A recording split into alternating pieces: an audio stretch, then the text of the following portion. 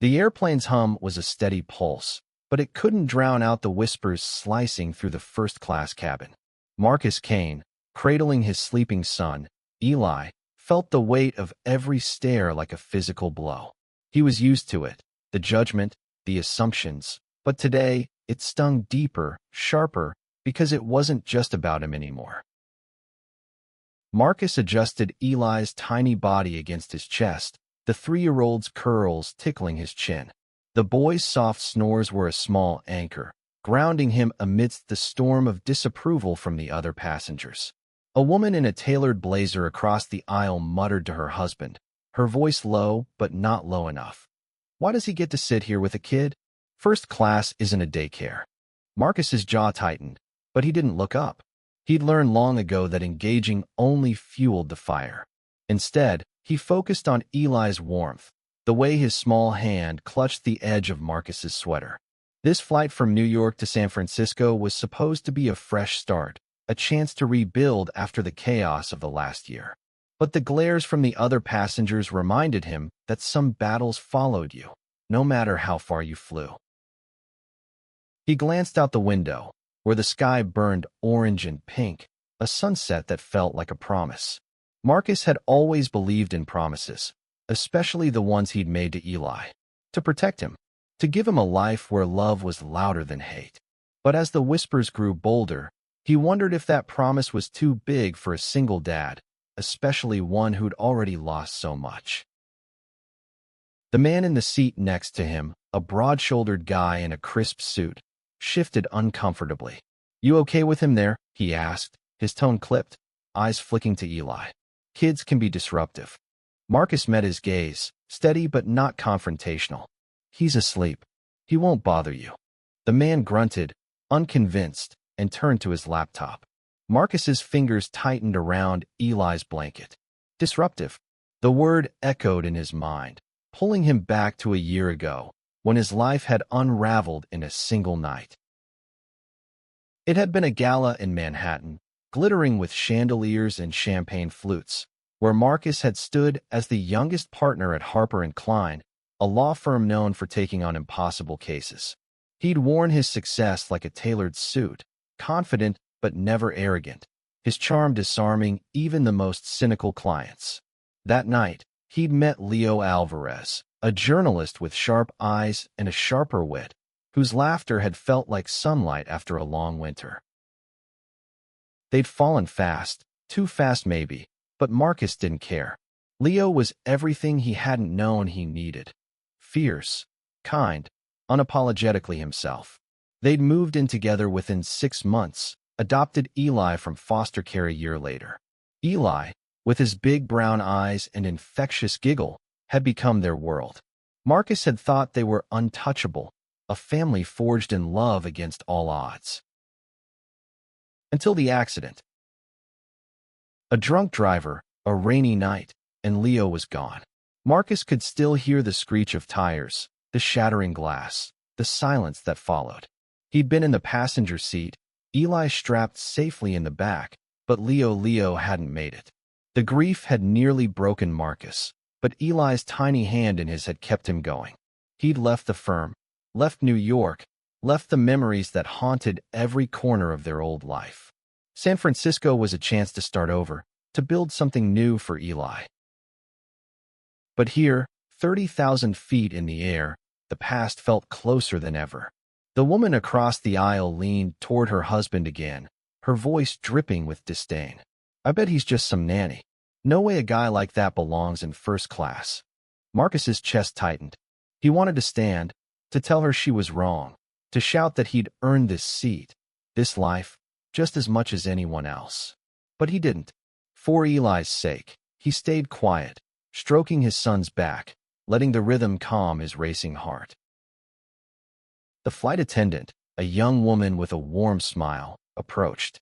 "Can I get you anything, sir?" she asked, her voice soft but professional. "Just water, thanks," Marcus said, keeping his tone even. She nodded, her eyes lingering on Eli with a flicker of sympathy. At least someone saw him as more than an inconvenience. As she walked away, Marcus caught the eye of a man a few rows ahead, maybe in his 50s, with salt and pepper hair and a face lined with quiet authority. The man didn't look away, didn't whisper or scowl. Instead, he offered a small nod, as if he understood something the others didn't. Marcus held his gaze for a moment, unsure what to make of it, then looked back at Eli. The plane hit a patch of turbulence, and Eli stirred, his eyes fluttering open. "Daddy," he mumbled, voice thick with sleep. "I'm here, buddy," Marcus whispered, kissing his forehead. "Go back to sleep." Eli nestled closer, and Marcus felt a surge of protectiveness so fierce it almost scared him. He'd do anything for this kid. Anything. Even if it meant enduring the stares, the whispers, the assumptions that he didn't belong. But then the man in the suit next to him spoke again, louder this time, his voice carrying to the nearby rows. "Look, no offense, but kids don't belong up here. Maybe you should have booked economy." The cabin went quiet, the tension thick enough to choke on. Marcus felt every eye on him, waiting for his response. He could stay silent, let it pass, keep the peace for Eli's sake. Or he could fight back, risk escalating things in a confined space with nowhere to go. He took a deep breath, his decision forming like a storm on the horizon. The words hung in the air, sharp and deliberate, and Marcus felt the weight of the entire cabin's attention.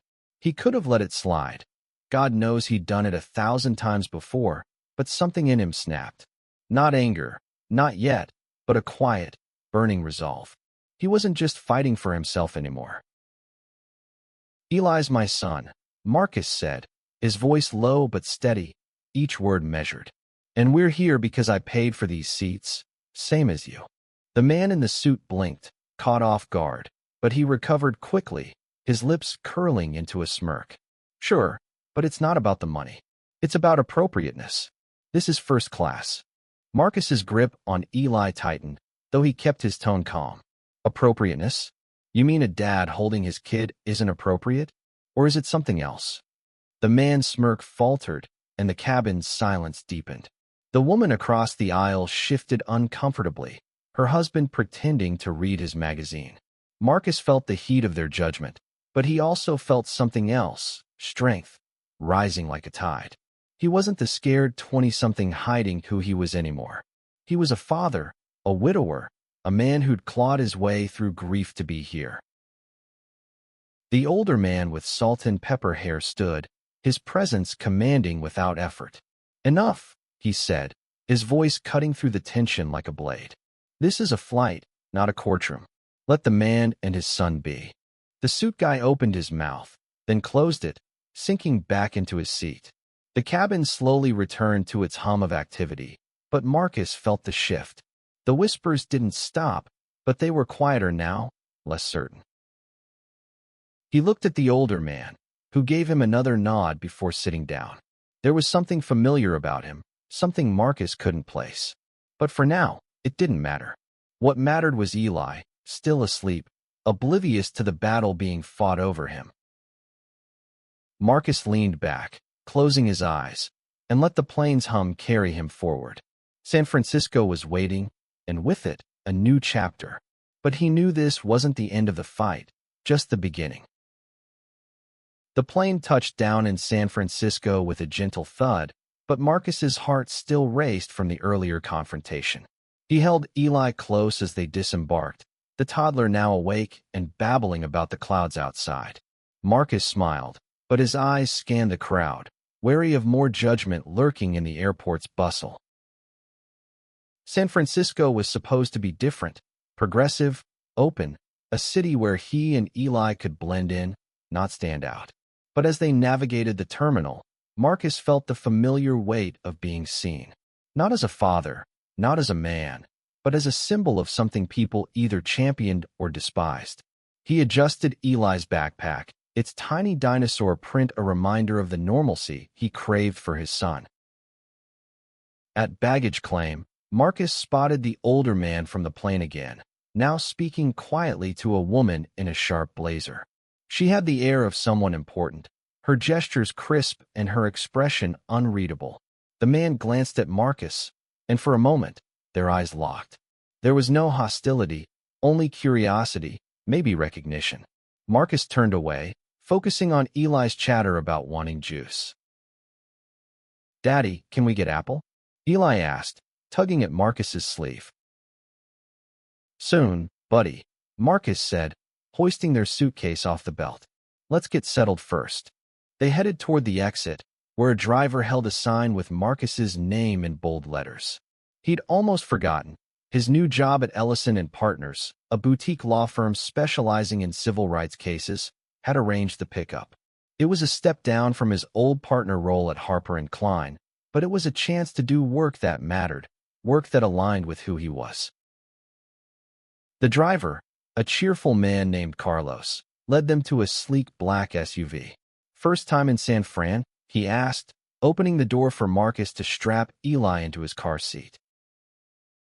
"First time staying," Marcus replied. "We're starting over." Carlos grinned. "Good city for that. You'll fit right in."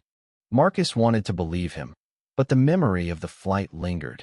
As they drove through the city, Eli pressed his face to the window, marveling at the steep hills and colorful buildings. Marcus watched him, his chest aching with love and fear. Starting over sounded simple, but it meant facing new challenges, new prejudices, new risks. Their new apartment was in the Castro, a vibrant neighborhood known for its rainbow flags and welcoming vibe. The building was a charming Victorian, painted blue, with a small garden out front. Marcus carried Eli up the stairs, their boxes already waiting inside, thanks to the moving company. The apartment smelled of fresh paint and possibility, but it also felt empty without Leo's laughter filling the space. "Daddy, where's my dinosaur?" Eli asked, toddling toward a box labeled toys. "Right here," Marcus said, pulling out a plush T-Rex. Eli squealed, hugging it tightly, and Marcus felt a pang of relief. At least some things stayed the same. That night, after Eli was tucked into bed, Marcus sat on the couch, scrolling through his phone. He'd avoided social media since Leo's death, but curiosity pulled him to X, where he searched for mentions of Ellison & Partners. The firm had a reputation for taking on high-profile cases, often representing marginalized communities. Marcus's first case would start Monday, a discrimination lawsuit against a major airline. The irony wasn't lost on him after today's flight. A notification popped up, a message from an unknown account. "Welcome to SF. You're not alone." The sender's profile was sparse, just a name, David, and a photo of the Golden Gate Bridge.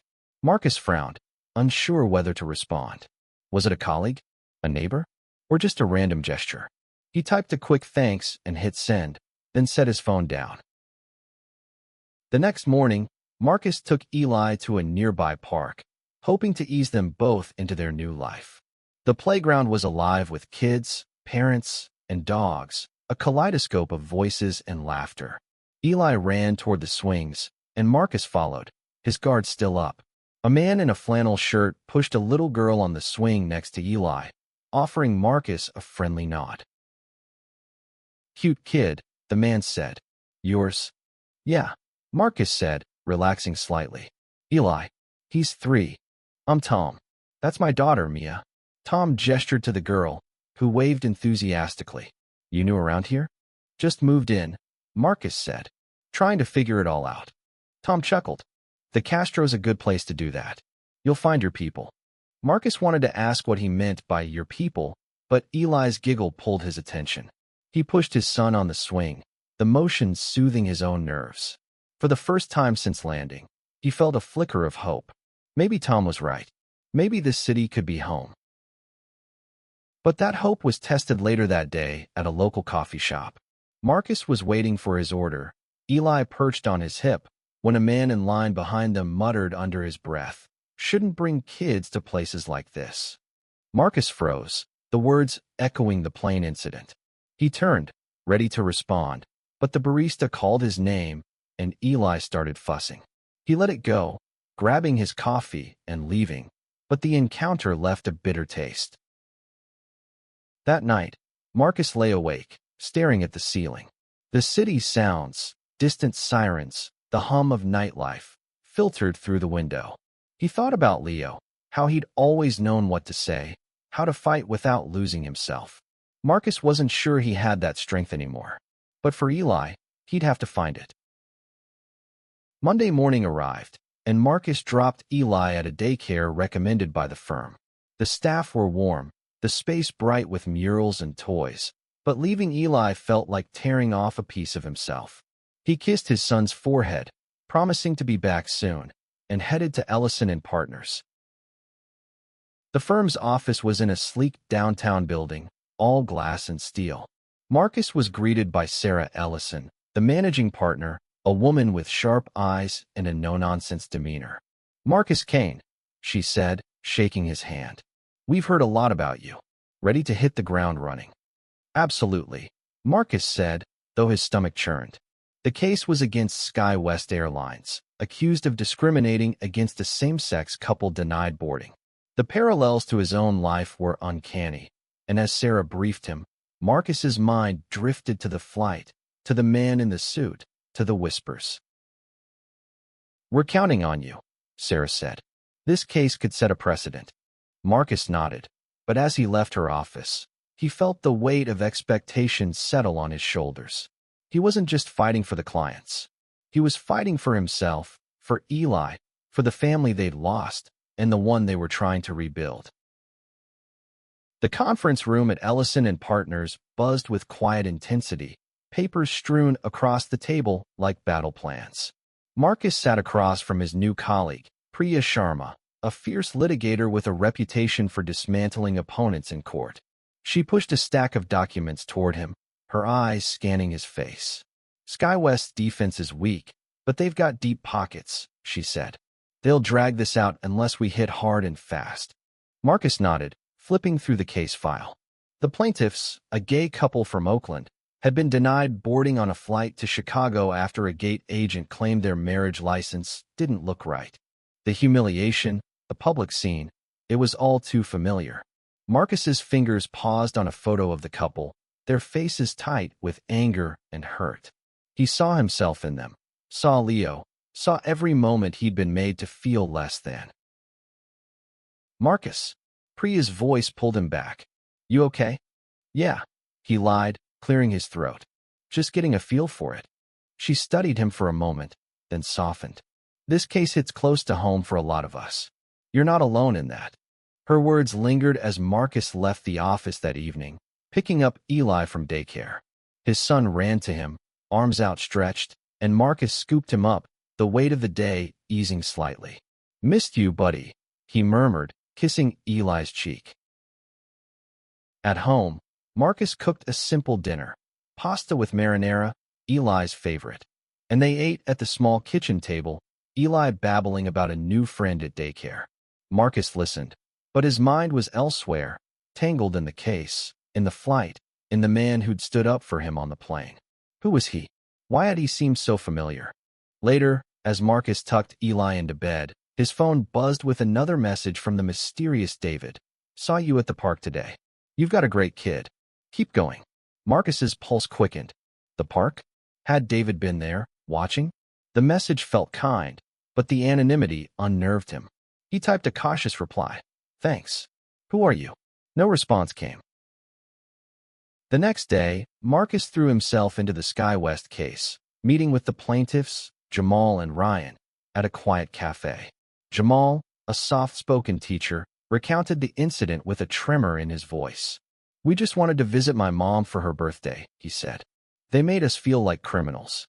Ryan, a graphic designer with a quick smile, squeezed Jamal's hand. "We're not letting this go. Not for us. Not for anyone else." Marcus felt a surge of purpose. "We won't let them win," he promised. "This stops here." Back at the office, he and Priya strategized late into the night, building a case that combined hard evidence, emails, witness statements, with the emotional weight of Jamal and Ryan's story. Marcus's legal instincts, dulled by grief, began to sharpen again. He felt alive in a way he hadn't since Leo's death, like he was reclaiming a piece of himself. But the outside world wasn't as kind. Over the next week, Marcus noticed more sidelong glances in the neighborhood, more muttered comments at stores. One afternoon, while pushing Eli's stroller, a woman stopped him on the street. "You're that lawyer, right? The one from New York?" she asked, her tone sharp. Marcus tensed. "I'm just a dad right now." She didn't back off. "Heard you're stirring up trouble with that airline case. Some folks don't like that." He kept his voice calm, for Eli's sake. "I'm doing my job. Excuse me." As he walked away, her words echoed in his head. Trouble. Was that what he was causing? Or was it the world that was troubled, unable to accept a gay dad fighting for justice? That night, Marcus couldn't sleep. He sat on the balcony, the city's lights sprawling below, and thought about Leo. "You'd know what to do," he whispered to the empty air. Leo had always been the bold one, the one who'd challenge anyone, anywhere, with a smile that disarmed and a truth that cut. Marcus wasn't sure he could be that person, but he had to try. The next morning, a breakthrough came. Priya called him into the office early, her voice urgent. "We got a tip," she said, handing him a USB drive. An internal memo from SkyWest. "It's damning." Marcus plugged the drive into his laptop, his heart pounding.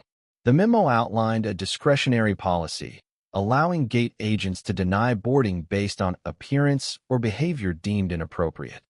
It was a thinly veiled license to discriminate, and it was enough to blow the case wide open. "Who sent this?" Marcus asked. Priya shrugged. "Anonymous. Came through a secure Dropbox." Marcus's mind flashed to David, the mysterious messages, the man on the plane. Was it him? He pushed the thought aside, focusing on the task at hand. They had SkyWest on the ropes now, but the fight was far from over. As he left the office, Marcus felt a mix of hope and dread. The case was gaining traction, but so was the scrutiny. He picked up Eli from daycare, holding him a little tighter, as if he could shield him from the world's harsh edges. But deep down, he knew the real battle was just beginning, not just in the courtroom, but in the life he was trying to build for them both. The courthouse loomed over San Francisco's Civic Center, its stone facade as unyielding as the stakes of the SkyWest case. Marcus adjusted his tie, his palms sweaty despite the cool morning air. Today was the first hearing, a chance to present their evidence and set the tone for the trial. Eli was at daycare, safe and oblivious, but Marcus felt his absence like a missing limb. Inside, the courtroom buzzed with tension. Jamal and Ryan sat behind Marcus and Priya, their hands clasped tightly. Across the aisle, SkyWest's legal team, a trio of polished attorneys in expensive suits, exuded confidence. Marcus recognized their lead counsel, Victor Hayes, a shark known for winning unwinnable cases. Hayes caught Marcus's eye and smirked, as if already claiming victory. The judge, a stern woman with gray hair pulled into a tight bun, called the session to order. Priya delivered the opening statement, her voice steady and commanding, laying out the discrimination Jamal and Ryan had faced. Marcus followed, presenting the memo, his words sharp but measured. "This isn't just about one couple," he said, his voice carrying to the back of the room. "It's about a system that lets prejudice hide behind policy." The gallery murmured, and Marcus felt a flicker of pride. He was back in his element, fighting for something bigger than himself. But Hayes was quick to counter, painting SkyWest as a victim of overzealous accusations and questioning the memo's authenticity. "We have no record of this document," he said smoothly. "It could be fabricated." Marcus's stomach twisted. He knew the memo was real, but proving it would be a battle. As the hearing ended, Priya leaned over. "They're scared," she whispered. "That's why they're hitting so hard." Outside, reporters swarmed, cameras flashing. Marcus shielded his face, thinking of Eli. He didn't want his son caught in this circus. Jamal and Ryan handled the press with grace, their voices steady as they spoke about justice. Marcus admired their courage, but he couldn't shake the fear that this case would make him a target too. That evening, Marcus took Eli to a small diner near their apartment, hoping to clear his head. Eli colored on a placemat, his crayons scribbling dinosaurs and stars. Marcus watched him, trying to anchor himself in the moment, but his phone buzzed with another message from David. You're doing important work. Don't let them scare you. Marcus stared at the screen, his unease growing. Who is this guy? A supporter? A stalker? He typed, I need to know who you are. This time, a reply came quickly. Someone who's been where you are. Meet me tomorrow, Bluebird Cafe, 10 a.m. Marcus's heart raced. It could be a trap, or it could be answers. He didn't know which scared him more. The next morning, Marcus dropped Eli at daycare and headed to the cafe, a cozy spot with mismatched chairs and the smell of fresh coffee. He scanned the room, his nerves on edge, until he saw the man from the plane, the one with salt and pepper hair, now in a casual sweater, sitting by the window. Marcus, the man said, standing as Marcus approached. I'm David Heller. Marcus froze. David Heller. The name hit him like a freight train. Heller was a legend in legal circles, a civil rights attorney who'd taken on landmark cases in the 90s, including one that had paved the way for same-sex adoption in California. He'd retired years ago, fading into obscurity. You're him, Marcus stammered. Why didn't you say anything on the plane? David smiled, a mix of warmth and sadness. Didn't want to make a scene. But I saw what happened, and I saw you. You reminded me of myself, 30 years ago. They sat, and David told his story, how he'd fought for his own family, a husband and 2 kids, against a world that wasn't ready to accept them. The whispers, the stares, they don't stop, he said. But you keep going. For your son. Marcus's throat tightened. I'm trying. But it's hard. People see me and Eli, and they assume. They assume wrong, David said firmly. And you're going to prove it. That memo? I sent it. Marcus's eyes widened. You? How? I have friends in low places, David said with a wry smile. Old contacts at SkyWest. They owed me a favor. Marcus leaned back, processing. David wasn't just a supporter. He was an ally, maybe the key to winning this case. But the revelation also raised questions. Why was David helping him? What did he want in return? As they parted, David handed Marcus a card with his number. Call me if you need me, he said. And Marcus? Don't let them make you feel small. You're bigger than that.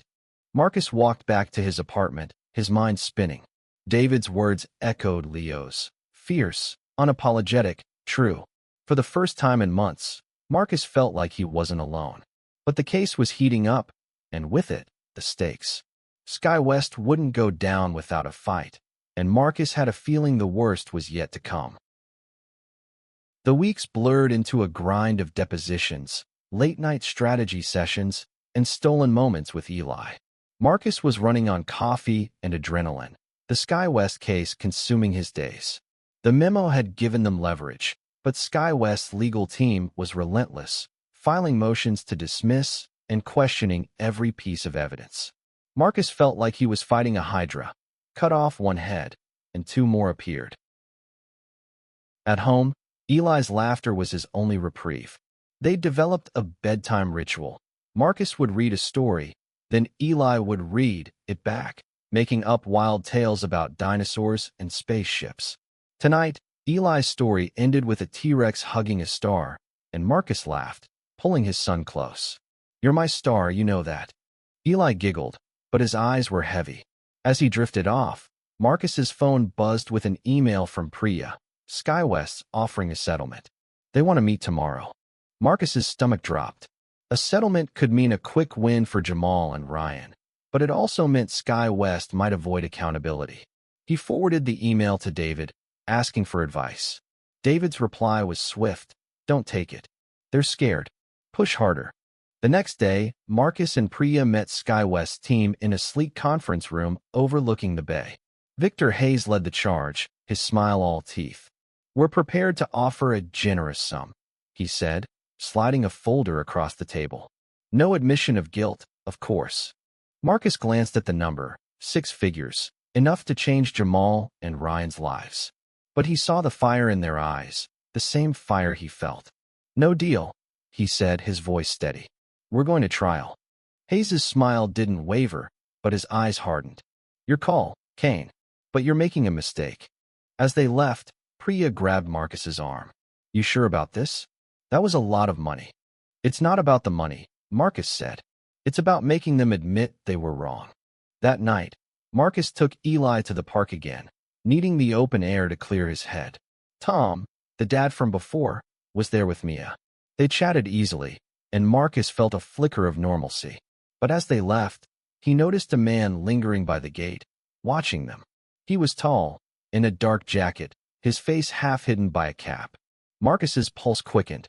Was it paranoia, or was someone following him? He called David as soon as he got home, his voice low so Eli wouldn't hear. "I think I'm being watched," he said. David's tone was calm, but serious. "Sky West plays dirty. I've seen it before. Keep your eyes open, and don't go anywhere alone." Marcus's chest tightened. He'd known the case would be tough, but this felt personal. He checked on Eli, asleep with his T-Rex, and vowed to keep him safe, no matter what. The next morning, Marcus arrived at the office to find a package on his desk. No return address, just his name in sharp black ink. Inside was a USB drive and a note. "Drop the case, or this goes public." His hands shook as he plugged in the drive. It was a video, grainy, but clear enough. It showed Marcus and Leo at a protest years ago, shouting, defiant, their faces unmistakable. A caption read, "Radical activist threatens airline's reputation." Marcus's blood ran cold. This wasn't just about the case anymore. Someone was trying to ruin him, to paint him as a troublemaker, to make him a liability. He called David, who arrived within the hour.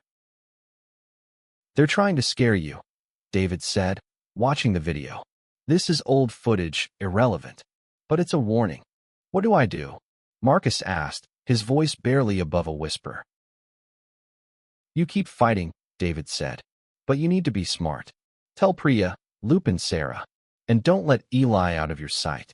Marcus nodded, but fear gnawed at him. He picked up Eli early, holding him close as they walked home. The city, once full of promise, now felt like a maze of threats. That night, he barely slept, every creak in the apartment setting him on edge. The trial date loomed, and Marcus threw himself into preparation, working with Priya to shore up their case. They had witnesses, evidence, and the memo, but Sky West's resources were vast. Marcus felt like David facing Goliath, except this Goliath had lawyers, money, and a knack for intimidation. Then, 2 days before the trial, Marcus got another message from David. "Check X."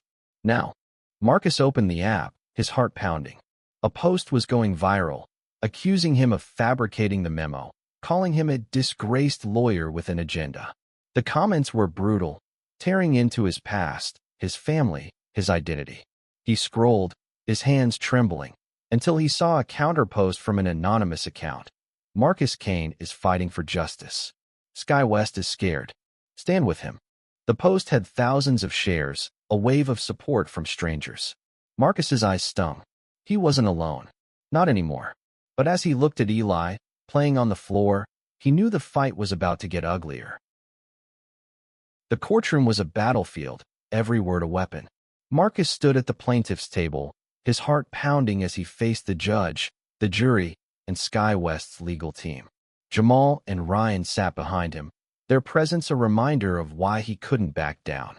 Priya was at his side, her calm confidence steadying him. Today was their chance to prove Sky West's guilt, to show the world what happened when prejudice was allowed to fester. Marcus called their first witness, a former Sky West employee who'd seen the discretionary policy in action. Her testimony was damning, detailing how gate agents were encouraged to profile passengers based on appearance, sexuality, or race. The jury leaned forward, riveted, but Hayes was quick to cross-examine, twisting her words to paint her as unreliable. Next, Marcus presented the memo, its words projected on a screen for all to see. He walked the jury through its implications, his voice steady despite the knot in his chest. "This isn't just a policy," he said. "It's a license to discriminate, to humiliate, to deny people their rights." Hayes objected, calling the memo's origins dubious, but the judge overruled. Marcus caught David's eye in the gallery, a silent nod of encouragement. He pushed forward, calling Jamal and Ryan to the stand. Their story, raw, honest, human, silenced the room. Even Hayes seemed rattled, his usual smirk gone. But Sky West wasn't done. During a recess, Hayes approached Marcus, his voice low. "Drop this now, Kane. Just you, not the case, and we'll make the video go away." Marcus's blood boiled. "You think I'd abandon my clients?" Hayes shrugged. "Think about your kid. This gets uglier. It's not just you who pays." The threat landed like a punch, but Marcus didn't flinch. "See you in court," he said, turning away. That night, Marcus took Eli to a friend's house, a precaution after Hayes's warning. Priya had insisted he not be alone, and David had offered to stay close. As Marcus handed Eli's dinosaur backpack to Tom, the dad from the park, he felt a pang of guilt. "Thanks for this," he said.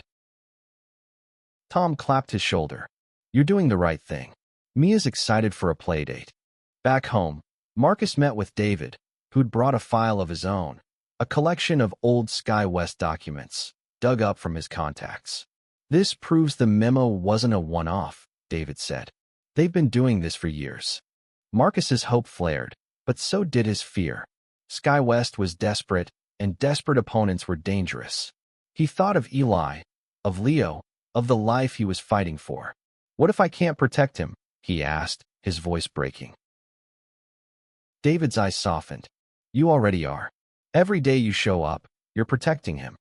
The next day in court, Marcus used David's documents to devastating effect, linking Sky West's policy to a pattern of discrimination. The jury's faces shifted, doubt turning to anger. Even the judge seemed moved. But Hayes had one last card to play, the video. He introduced it as evidence of Marcus's bias, playing it for the court. The footage showed Marcus and Leo at that protest, young and fierce, chanting for equality. Marcus braced himself, expecting the jury to turn on him. But Priya was ready, redirecting the narrative. "This video shows a man fighting for what's right," she said. "Just like he's doing now." The courtroom was silent, the air electric. Marcus felt exposed, but also free.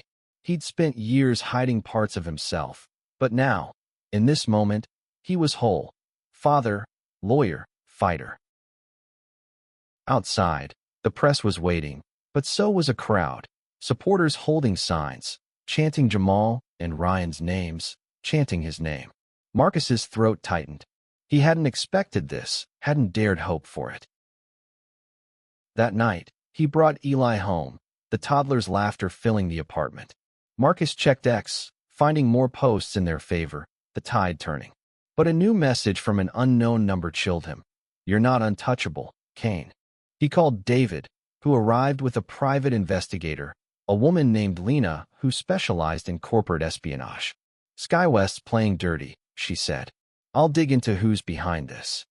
Marcus nodded, but his focus was on Eli, asleep in his arms. The trial was nearing its end, but the real fight, for their safety, their future, was just beginning. The final day of the trial dawned bright and cold, San Francisco's fog curling around the courthouse like a shroud. Marcus stood outside, Eli's dinosaur backpack slung over his shoulder, a reminder of why he couldn't falter. Inside, the courtroom was packed, reporters, supporters, Sky West executives, all waiting for the verdict that could change everything. Marcus and Priya delivered their closing arguments, their voices weaving a story of injustice and resilience. Marcus spoke last, his words raw with emotion. "This isn't just about Jamal and Ryan," he said, his eyes sweeping the jury. "It's about every person who's been told they don't belong. It's about my son, who deserves a world where love isn't a crime." The jury deliberated for hours, each minute stretching into eternity. Marcus sat with Jamal and Ryan, their hands clasped, their hope fragile but unbroken. David was there too, his steady presence a lifeline. When the jury returned, the foreperson's voice was clear. "We find in favor of the plaintiffs." The courtroom erupted. Cheers, gasps, the clatter of cameras. Jamal and Ryan hugged. tears streaming, and Marcus felt his own eyes burn. They'd won. Not just a payout, but an admission of guilt from Sky West, a promise to overhaul their policies. It wasn't everything, but it was a start. Outside, the crowd was a sea of rainbow flags and signs. Justice for Jamal and Ryan. Marcus spotted Tom and Mia, waving wildly, and his heart swelled. But as he stepped forward to speak to the press, Lena pulled him aside. "We found the guy," she whispered. "The one following you. Low-level Sky West contractor, hired to intimidate. He's talking to the police now." Relief flooded Marcus, but it was tempered by reality. There would always be more fights, more threats. He looked at Eli, now in David's arms, giggling as David made faces. This was worth it. That night, Marcus took Eli to the park, the same one where they'd met Tom. The air was crisp, the stars bright above the city. Eli ran ahead, chasing fireflies, and Marcus followed, his heart lighter than it had been in months. David joined them, his smile warm. "You did it," he said. "We did it," Marcus corrected. "I couldn't have without you." David shrugged, but his eyes were proud. "You're the one who stood up. That's what matters." As they walked home, Marcus thought of Leo, of the promises they'd made. He'd kept one today, for Eli, for their family, for the world they wanted to build. The whispers from the plane, the stares, the threats, they hadn't stopped him. They'd made him stronger. At home, Marcus tucked Eli into bed, the T-Rex plush at his side. "Daddy, are you a hero?" Eli asked, his voice sleepy. Marcus smiled, kissing his forehead. "Just your dad, buddy. That's enough." But as he turned off the light, he knew it was more than that. He was Marcus Kane, father, fighter, survivor. And no matter what came next, he'd keep going, for Eli, for Leo, for every family like theirs. The world wasn't perfect, but today, it was a little better.